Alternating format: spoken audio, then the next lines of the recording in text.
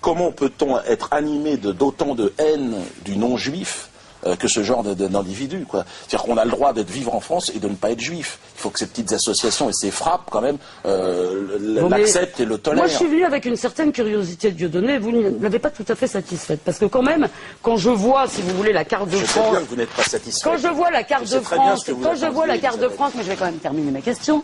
Quand je vois la carte de France avec un drapeau israélien, si vous voulez, qui serait un peu comme... qui l'envelopperait ou qui la recouvrirait, si vous voulez... Alors, pour l'instant, vous m'avez donné... Vous m'avez pour l'instant donné 2 points qui ne me paraissent pas très convaincants, si vous voulez. Un, le fait que vous ne puissiez pas vous exprimer dans les médias, qu'il ne me suffit pas, excusez-moi, à prouver la puissance du lobby sioniste. 2, c'était quoi le deuxième? Pardonnez-moi. J'ai oublié quel était le deuxième point. Non, mais vous avez oublié ce que vous avez sur l'emprise du lobby sioniste. Oui. Vous m'avez pas... Excusez-moi, je veux dire, elle est où cette emprise? Elle se manifeste à quoi? Au dîner du CRIF? Eh bien, écoutez... C'est un autre exemple. Il y en a eu plusieurs. Je vais vous répondre sur le CRIF, parce que moi, ça me fait vraiment marrer. Moi, ça me fait vraiment marrer de vous entendre parler du CRIF comme si c'était une société secrète. Moi, je connais bien Richard Prasquier, j'ai beaucoup d'estime pour lui, c'est le président du CRIF. Moi, je n'ai pas d'estime pour cet homme particulier. Je n'ai pas d'estime particulière. D'accord. Pour le citoyen français, je le tolère tout à fait. Voilà. C'est vrai que je n'ai pas d'estime. Moi, j'ai de l'estime et de l'amitié pour lui. Imaginez, Richard Prasquier en train de tirer dans l'ombre les ficelles de la politique française, c'est assez rigolo, si vous voulez. En faire le Lénine caché du... Non, une sorte de lâche. Soyons sérieux, vous avez parlé... Une sorte de pleutre mafieux très lâche. Écoutez, là, je vous prierai de modérer vos propos. Quoi? Vous parlez d'un ami, donc je vous prierai d'en parler autrement. Pleutre, c'est pas... Oui, pleutre, ça me plaît pas. Donc je vous serai reconnaissante. On peut être pleutre. Non, on ne peut pas être pleutre. Comment ça, on peut pas être pleutre? Et je vous prierai... Lâche et pleutre. Ah oui, bien, écoutez, je vous serai reconnaissante par un minimum de courtoisie, de m'éviter de me lever et de cesser d'insulter un de mes amis. Raciste. Voilà, je vous en serai extrêmement reconnaissante. Mais la courtoisie, apparemment, c'est pas votre rayon, là. Mes respects, madame. Un débat où Dieudonné aurait dû participer, il n'a pas participer visiblement. Vous parlez d'une jeunesse arabo-musulmane, d'antisémitisme et de vie presque banale. Oui. Ça, vous croyez que ça correspond Oui. Ça, c'est pas raciste, oui. par exemple. Non, eh bien, excusez-moi, je crois qu'il y a un certain... Il suffit, écoutez, je crois qu'il y a eu quand même beaucoup de témoignages, je veux dire, beaucoup de profs, beaucoup de musulmans qui se bagarrent contre ça. Et je vais vous citer d'ailleurs l'un des premiers intellectuels musulmans à avoir tiré la sonnette d'alarme, s'appelle Tarek Ramadan. Dieu sait que j'ai des désaccords avec Tarek Ramadan sur un certain nombre de choses. Je veux dire, je débat avec lui aussi. Je le connais depuis fort longtemps. Et je l'ai appelé quand il a publié ce texte parce que je trouvais ça vraiment courageux. Oui, je veux dire, de dire qu'on n'aime pas les feuges, de penser que c'est des feuges que viennent tous les malheurs, oui, c'est devenu un discours banal. Et croyez bien, je le déplore. Et c'est contre ça que je veux me battre. Et vraiment, je crois que ça, vous devriez vous battre aussi. Mais oui, et les feuges, rejoignez-nous. C'est pareil, vous parlez des feuges. Rejoignez-nous dans le combat antisioniste. Arrêtez avec ça. Ne vous laissez pas corrompre. Arrêtez de... Parce que l'antisémitisme est du côté des sionistes. Faites attention, c'est eux qui provoquent l'antisémitisme.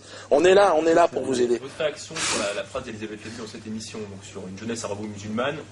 Bon, ça, c'est le discours, c'est paternaliste, raciste, habituel. Bon, c'est paternaliste. Oui, mais c'est systématique. Voyez, maintenant, après les gens d'extrême droite, le petit blanc qu'on nous a appris à haïr pour très longtemps, maintenant, on essaye de se retourner et dire, voilà, le méchant, en fait, c'est l'hystérique Bamboula, islamo-Bamboula. Oui, tout le monde est dans le même sac. Donc, donc, comme monsieur, je ne sais plus qui, Filkenkraut, votre ami, attention, les blancs, on est en danger.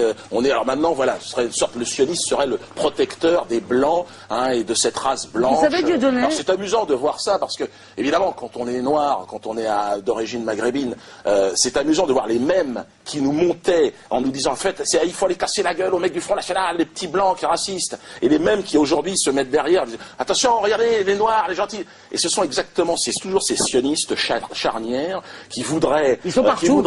Ils sont partout. Oh là là, quelle horreur. Ils sont dans les institutions, dans la politique, dans la culture. Mais non, c'est ce que vous dites. Non, c'est pas ce que je dis. Mais si, vous dites... Non, c'est pas ce que je dis, c'est pas ce que je dis. Ça, c'est dans le parti, c'est dans le programme. C'est dans le programme de votre copain. Ça, c'est dans le programme de votre copain Guassini. Des antisémites dans les quartiers. Écoutez, Dieudonné, moi, je suis venu et je vous fais... C'est bien d'être venu. Je vous respecte. Je ne dois rien parce que vous êtes venu. Je ne dois pas écouter non plus vos bêtises en permanence et sans avoir à y répondre. Je suis venu en pensant, si vous voulez, qu'on pouvait trouver un langage commun, mais franchement, je veux dire, j'en arrive à penser qu'effectivement, on ne peut pas trouver de langage commun. Avec les bambous là.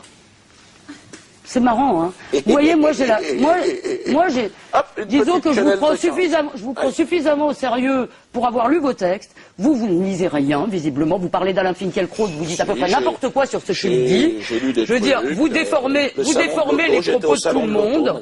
Vous déformez les propos de tout le monde. Et par ailleurs, je vous ai dit que j'étais pas votre partenaire de sketch.